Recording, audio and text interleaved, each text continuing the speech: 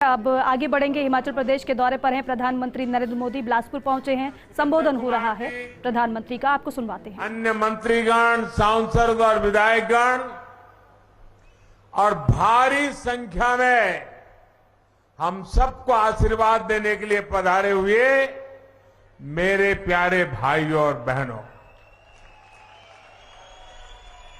आप सभी को, संपूर्ण देशवासियों को विजयादशमी के अवसर पर अनंत अनंत शुभकामनाएं। ये पावन पर्व हर बुराई से पार पाते हुए अमृत काल के लिए जिन पंच प्राणों का संकल्प देश ने लिया है, उन पर चलने के लिए नई ऊर्जा देगा। मेरा सौभाग्य है कि विजयादशमी पर हिमाचल प्रदेश के लोगों को स्वास्थ्य, शिक्षा, रोजगार और इंफ्रास्ट्रक्चर के हजारों करोड़ रुपए के प्रोजेक्ट्स, इसका उपहार देने का अवसर मिला है। और ये भी देखिए संयोग, विजयादशमी हो और विजय का रणसिंगा फूंकने का अवसर मिले,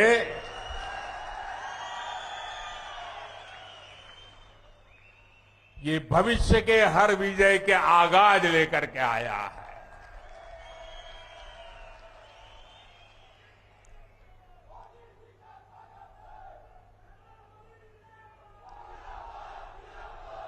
बिलासपुर को तो शिक्षा और स्वास्थ्य सेवा का डबल गिफ्ट मिला है।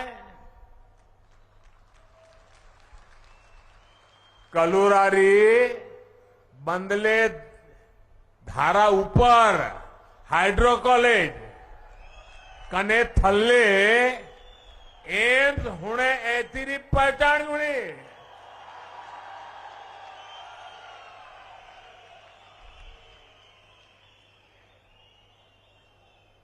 भाइयों और बहनों, यहां विकास योजनाओं को आपको सौंपने के बाद, जैसा जयराम जी ने बताया, एक और सांस्कृतिक साक्षी का, विकार विरासत का साक्षी बनने जा रहा हूं।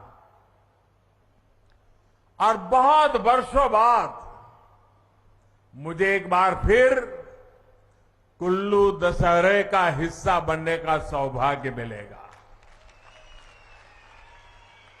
सैकड़ों देवी देवताओं के साथ भगवान रघुनाथ जी की यात्रा में शामिल होकर मैं देश के लिए भी आशीर्वाद मांगूंगा। और आज जब बिलासपुर आया हूं तो पुरानी यादें ताजा होना बहुत स्वाभाविक है।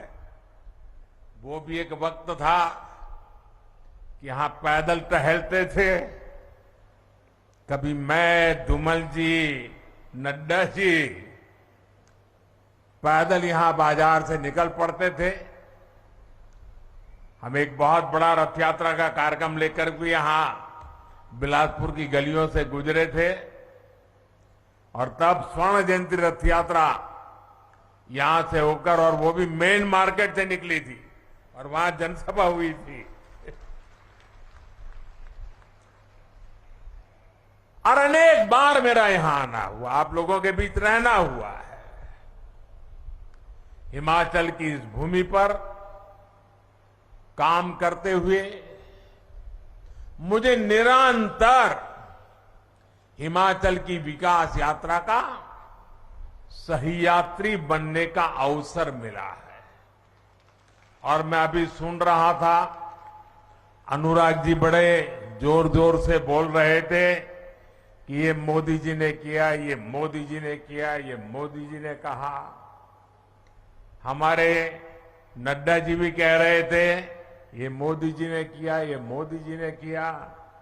और हमारे मुख्यमंत्री जयराम जी भी कह रहे थे मोदी जी ने किया, मोदी जी ने किया। लेकिन मैं सच्चाई बता दूं किसने किया, बता दूं।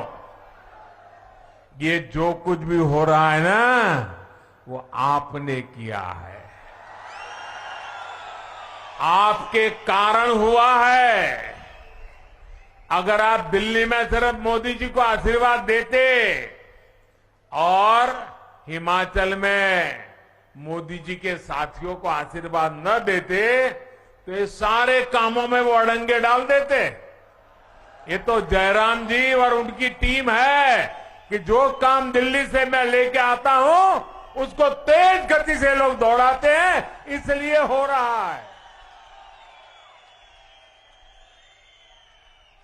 और ये अगर एम्स बना है तो आपके एक वोट की ताकत है, अगर टनल बना है तो आपके एक वोट की ताकत है, हाइड्रो इंजीनियरिंग कॉलेज बना है तो ये आपके वोट की ताकत है,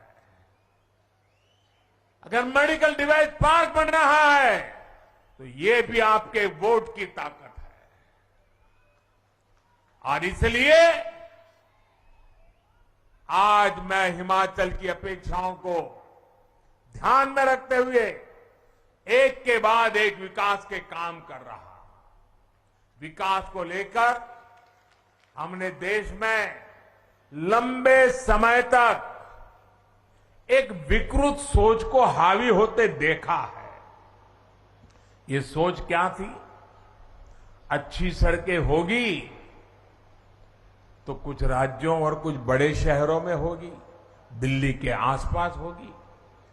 अच्छे शिक्षण संस्थान होंगे तो बहुत बड़े बड़े शहरों में होंगे। अच्छे अस्पताल होंगे, वो तो दिल्ली में ही हो सकता है, बाहर हो ही नहीं सकता है। उद्योग धंधे लगेंगे तो भी बड़े बड़े जगह पे लगेंगे। और विशेषकर देश के पहाड़ी प्रदेशों में मूल सुविधाएं तक सबसे अंत में कई कई वर्षों के इंतजार के बाद पहुंचती थी। उस पुरानी सोच को और उस सोच का नतीजा ये हुआ कि इससे देश में विकास का एक बड़ा असंतुलन पैदा हो गया। इस वजह से देश का एक बड़ा हिस्सा, वहां के लोग असुविधा में, अभाव में रहे। पिछले 8 वर्षों में देश अब उस पुरानी सोच को पीछे छोड़कर नई सोच, आधुनिक सोच के साथ आगे बढ़ रहा है।